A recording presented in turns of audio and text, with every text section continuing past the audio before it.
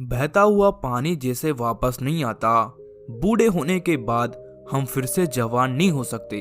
उसी प्रकार समय है, ये निरंतर बहता रहता है, ये कभी नहीं रुकता। क्या हम बहते हुए पानी को रोक सकते हैं? नहीं रोक सकते। ना ही हम अपने जीवन को रोक सकते हैं। हमारे जीवन का हर पल कभी लौट के नहीं आता है। हम बड़े होने के बाद कभी बच्चे नहीं बन सकते।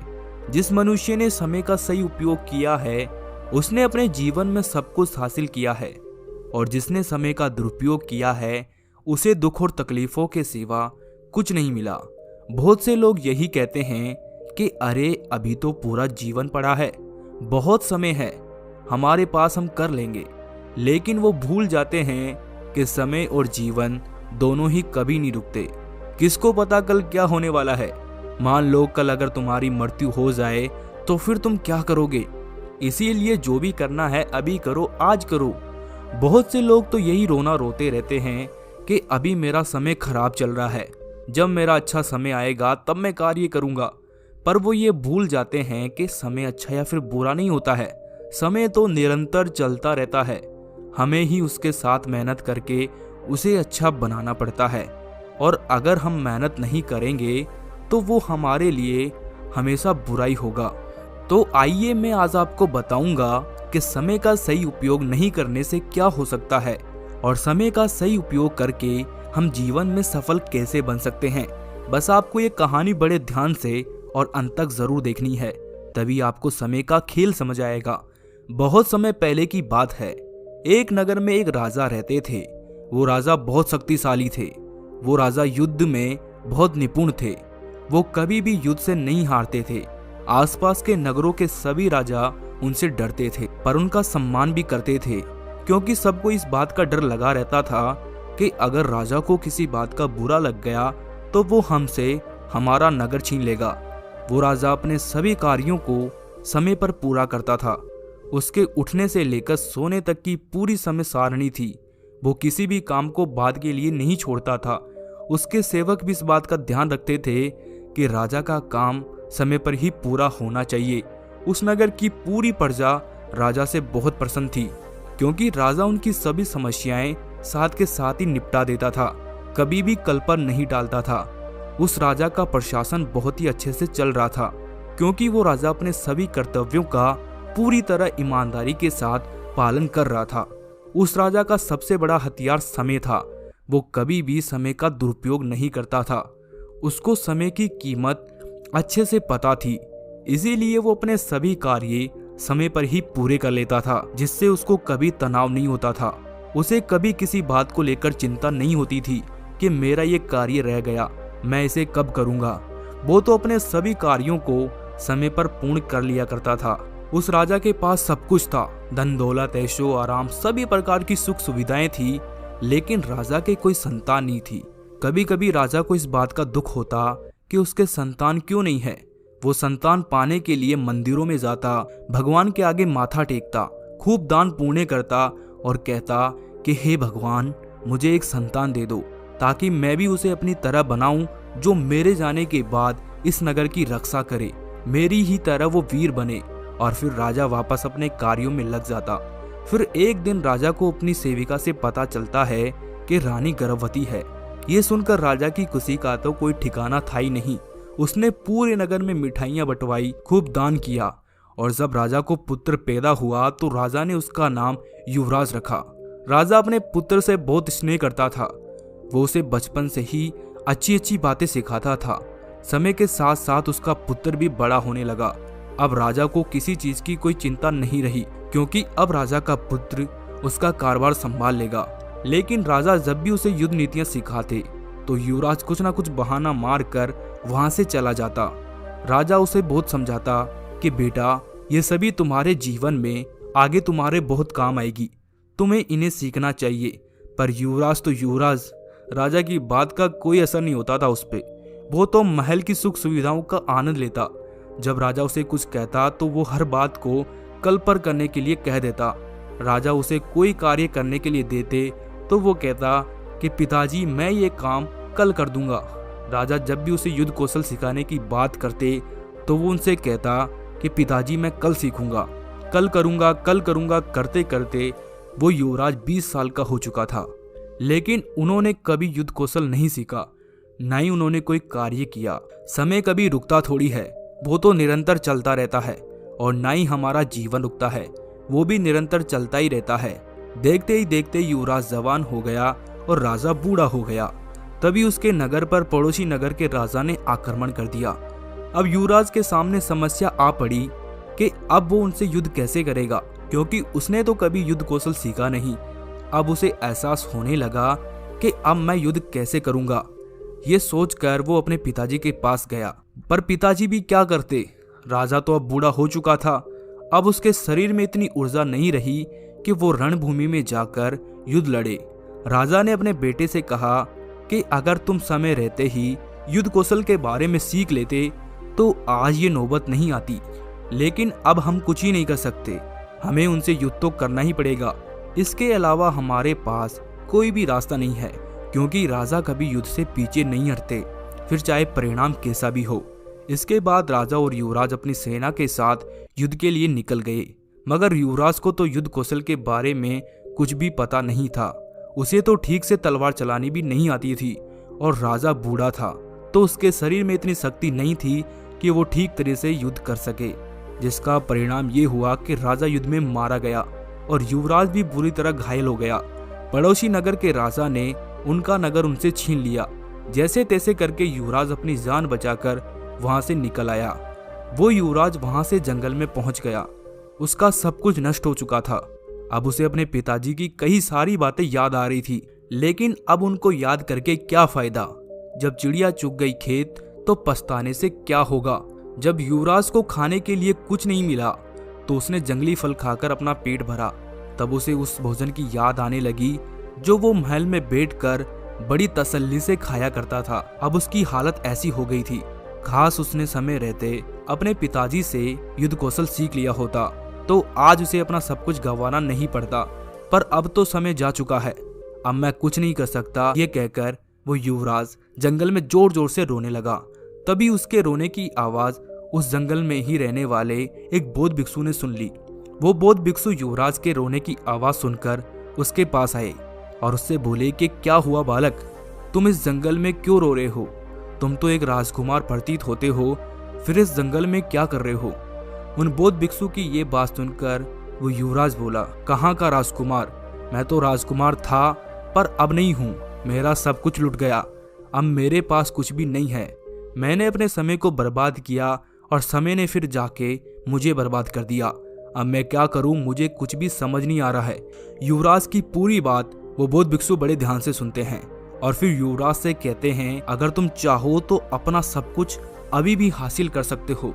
ये सुनकर युवराज बोला कि कैसे महाराज, क्या आप मुझे बता सकते हो कि मैं ऐसा क्या करूं जिससे मैं अपना सब कुछ हासिल कर सकूं? तब वो बौद्ध भिक्षु से बोलते हैं कि तुमने पहले समय को बहुत ही बर्बाद किया है, इसीलिए जो समय जा चुका है हम उसे तो वापस नहीं ला सकते। पर अब जो हमारे पास समय बचा है, अगर तुम उसका सही उपयोग करो तो तुम वापस अपने जीवन में सब कुछ हासिल कर सकते हो। ये सुनकर युवराज बोला, तो महाराज मुझे क्या करना होगा?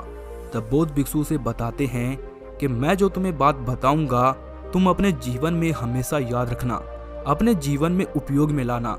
तो अब मेरी बातों को ध्यान से सुनो। सबसे पहले तो तुम्हें समय के महत्व के बारे में जानना होगा। समय एक अनमोल चीज है, ये कभी नहीं रुकती। समय कभी किसी का गुलाम नहीं रहता। अगर हमने समय बर्बाद कर दिया तो फिर समय हमें बर्बाद कर ही देगा। इसीलिए हमें सदैव समय का सही से उपयोग करना चाहिए। और इसका सही से उपयोग करने के लिए सबसे पहले हमें अपनी दिनचर्या की एक समय सारणी बनानी चाहिए। हम कब उठते हैं, कब खाते हैं, कब सोते हैं, कब कौन सा काम करते हैं, इन सभी चीज़ों का समय निर्धारित होना चाहिए जिससे हम अपना कार्य समय पर पूरा कर सके। लेकिन हम क्या करते हैं, हम अपना कोई भी समय निर्धारित नहीं करते हैं। जब हमारी मर्जी होती है तब हम सो जाते हैं, जब हमारी मर्जी होती है हम उठते हैं। और कभी कभी तो हम इतना सोते हैं कि हमारा आधा से ज़्यादा समय तो सोने में ही निकल जाता है और फिर हम कुछ भी नहीं कर पाते हैं। इसीलिए अपने सभी कार्यों की समय सारणी बनाओ और हर काम को अपने समय पर ही पूरा करो, जिससे कि तुम्हारा काम समय पर पूरा हो सके। और जब हमारा काम पूरा नहीं होता तो हमें तनाव होने लगता है कि अब हम इस काम को कैसे करेंगे। हमारे पास तो अब समय नहीं बचा जिससे आपका वो काम बिगड़ सकता है। हमें अपना कार्य करने के लिए एक समय निर्धारित करना चाहिए कि मुझे ये कार्य इतने समय में पूरा करना है तो फिर करना है, मुझे ये काम इतने दिनों में खत्म करना है तो करना है, या फिर मुझे ये काम इतने समय में सीखना है तो फिर सीखना ही है। हमें अपने लक्ष्य का समय निर्धारित करके रखना चाहिए कि चाहे कुछ भी हो जाए मैं इस काम को इतने दिनों में पूरा करके रहूंगा। और जब हमारे अंदर हमारे काम के प्रति जुनून रहता है तो हम कभी भी अपना समय बर्बाद नहीं करते हैं। हमारे मन में निरंतर हमारे प्रति सजगता बनी रहती है। हम अपना ज़्यादा से ज़्यादा समय अपने काम को देते हैं। इसीलिए हमारा लक्ष्य, काम के प्रति हमारा जुनून मजबूत होना चाहिए। ऐसा नहीं कि हमने लक्ष्य तो बना लिया कि मैं एक बहुत बड़ा आदमी बनूंगा और फिर परिश्रम ही नहीं किया। अक्सर लोग ऐसा ही करते हैं, सपने तो बड़े बड़े देख लेते हैं पर उन पर कभी काम नहीं करते, जिससे वो कभी सफल हो ही नहीं पाते। हमें कभी भी अपने कार्य को कल पर नहीं टालना चाहिए, क्योंकि हमारा कल तो कभी आता ही नहीं है। जो भी कार्य हमें करना है उसे अभी ही पूरा कर लेना चाहिए। हम जब अपने कार्य को टालते रहते हैं तो वो एक दिन हमारे लिए बोझ बन जाता है और हमें फिर तनाव उत्पन्न होता है। हम बहुत सारा काम कभी भी एक दिन में नहीं कर सकते। इसीलिए हमें हमारा काम समय पर ही रोज ही पूरा कर लेना चाहिए, जिससे कि हमारे ऊपर उस काम का बोझ ना बने और हमारा काम भी समय पर पूरा हो जाए। जबकि अक्सर लोग अपने काम को कल के लिए छोड़ देते हैं और उन्हें पता चलता है कि कल तो बहुत सारा काम है, फिर वो चिंता करने लग जाते हैं कि मैं इस काम को कल ही कर लेता तो सही रहता, क्योंकि आज तो मेरे पास और भी ज़्यादा काम है। फिर वो ना तो कल के काम को पूरा कर पाते हैं और ना ही आज के काम को पूरा कर पाते हैं। हमें सदैव ऐसे लोगों के साथ रहना चाहिए जो कि समय का सही तरीके से उपयोग करते हों, जिन्हें समय की कीमत पता हो। ऐसे लोग हमें कभी भी समय बर्बाद नहीं करने देंगे। ये हमें हमेशा सही मार्ग बताएंगे, हमारा हमेशा मार्गदर्शन करते रहेंगे। जब हम गलत कार्य करेंगे तो ये हमें रोकेंगे, क्योंकि उन्हें पता रहेगा कि हम ये गलत कर रहे हैं। अक्सर हम जिन लोगों के साथ रहते हैं हम भी धीरे धीरे वैसे ही बन जाते हैं। अगर हम अच्छे लोगों के साथ रहते हैं जो कि समय का सदुपयोग करते हैं तो हम भी समय का सदुपयोग करते हैं, और अगर हम बुरे लोगों के साथ रहते हैं जो कि समय का दुरुपयोग करते हैं, जिनको कि परिश्रम करने में जोर आता है, काम को टालने की आदत है, तो फिर हम भी उनके जैसे ही बन जाते हैं। कभी कभी हम आगे बढ़ने की कोशिश करते हैं पर हमारे साथी हमें रोक लेते हैं। वो खुद तो कुछ करते नहीं है, वो आपको भी कुछ नहीं करने देते हैं। इसीलिए ऐसे लोगों से दूर रहे जो कि समय का दुरुपयोग करते हैं। सदैव अच्छे लोगों के साथ रहे। कभी कभी हम अपना कार्य समय से पहले पूरा कर लेते हैं तो बाकी बचे समय को हमें बर्बाद नहीं करना चाहिए, बल्कि बचे हुए समय का हमें उपयोग करना चाहिए, क्योंकि हमारे लिए हर पल बहुत कीमती है। जब हमारे पास अगर समय बचे तो हमें उस समय में अन्य काम कर लेने चाहिए। जैसे हम उस खाली समय में योगा कर सकते हैं, ध्यान कर सकते हैं, जिससे हमारे शरीर में ताजगी और स्फूर्ति आती है और हमारा समय भी बर्बाद नहीं होता। कुछ लोग समय से ज़्यादा धन को महत्व देते हैं, जबकि ये भूल जाते हैं कि समय से कीमती इस कायनात में कुछ भी नहीं। ये समय ही तो है जो हमें धन, समृद्धि और खुशी देता है। समय को कोई भी मनुष्य खरीद या फिर बेच नहीं सकता। कुछ लोग तो अपने जीवन का सही मतलब भी नहीं समझ पाते हैं कि आखिर उन्हें अपने जीवन में करना क्या है। वे तो समय का उपयोग अपने दोस्तों के साथ खाना खाने में, घूमने फिरने में, गप्पे लड़ाने में ही पूरा कर देते हैं। इस तरह से वो अपने जीवन के वर्ष व्यतीत करते रहते हैं। वे कभी भी ये नहीं सोचते हैं कि वो क्या कर रहे हैं, किस तरीके से अपना समय बर्बाद कर रहे हैं। उन्हें कभी इस बात का पछतावा भी नहीं होता है कि इसी वजह से वो अपना समय और धन दोनों ही खो देते हैं, जिसे वो कभी भी वापस प्राप्त नहीं कर सकते। लोग ये भूल जाते हैं कि उनके पास सीमित समय है। वो तो हमेशा इसी भ्रम में रहते हैं कि अभी तो उनके पास बहुत समय है, जबकि समय ऐसी चीज है जो कभी नहीं रुकता। समय चाहे तो आपको 1 सेकंड में राजा और 1 सेकंड में भिखारी बना सकता है। अगर तुमने समय का सही तरीके से उपयोग किया तो तुम भिखारी से राजा भी बन सकते हो, और अगर तुमने समय का सही उपयोग नहीं किया तो तुम राजा से भिखारी भी बन जाओगे। हमारे सभी के पास बराबर समय होता है। सभी को एक दिन के 24 घंटे मिलते हैं, तो फिर कोई सफल तो कोई असफल क्यों होता है? सफल लोग कोई अलग काम नहीं करते, बस वो उस काम को अलग तरीके से करते हैं। वे लोग अपने समय के प्रत्येक क्षण को जरूरी कामों में लगाते हैं जिससे वो सफल हो जाते हैं, और असफल लोग समय के प्रत्येक क्षण को बर्बाद करते रहते हैं, कभी सोने में, कभी घूमने में, कभी गप्पे लड़ाने में, जिससे वो कभी सफल हो ही नहीं पाते हैं। इसीलिए अपने जीवन के प्रत्येक क्षण को जरूरी कामों में खर्च करें। फिर बौद्ध भिक्षु युवराज से कहते हैं कि राजकुमार, मेरी एक बात हमेशा याद रखना, समय एक अमूल्य धन है। समय की अहमियत ही हमें जिंदगी में सफल बनाती है। अगर समय एक बार चला गया तो वो कभी भी लौटकर तुम्हारे पास नहीं आएगा। इस पूरी पृथ्वी पर समय से अधिक मूल्यवान कुछ भी नहीं है, ना पैसा ना ताकत, क्योंकि जब तुम्हारा समय साथ नहीं देता है तो तुम्हारा पैसा और तुम्हारी ताकत भी तुम्हारे किसी काम की नहीं। हम खोई हुई दौलत वापस पा सकते हैं, भूली हुई विद्या फिर से याद कर सकते हैं, अपने बिगड़े स्वास्थ्य को फिर से ठीक कर सकते हैं, लेकिन जो समय गया बस वो गया, उसको वापस नहीं ला सकते। अगर हम समय को बर्बाद करेंगे तो समय हमें बर्बाद कर देगा। इसीलिए सदैव समय का सही तरीके से उपयोग करना चाहिए। बौद्ध भिक्षु की बातें सुनकर युवराज को अच्छे से समझ आ गई। फिर युवराज ने बौद्ध भिक्षु से कहा कि महाराज, मैं कभी भी अपना समय बर्बाद नहीं करूंगा, सदैव उसका सही तरीके से उपयोग करूंगा। अब मुझे समय का सारा खेल समझ आ गया। आपका बहुत बहुत धन्यवाद महाराज, मुझे समय के बारे में बताने के लिए।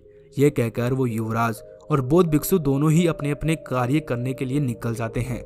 इसके बाद वो युवराज बहुत मेहनत करता है, वो युद्ध कौशल सीखता है, वो कभी आलस नहीं करता है, कभी काम को नहीं टालता है, और एक दिन वो एक सफल राजकुमार बन जाता है। उसके बाद वो युवराज वापस अपना नगर हासिल कर लेता है। तो देखा दोस्तों आपने, अगर हम समय का सही से उपयोग करें तो हम अपने जीवन में सब कुछ हासिल कर सकते हैं।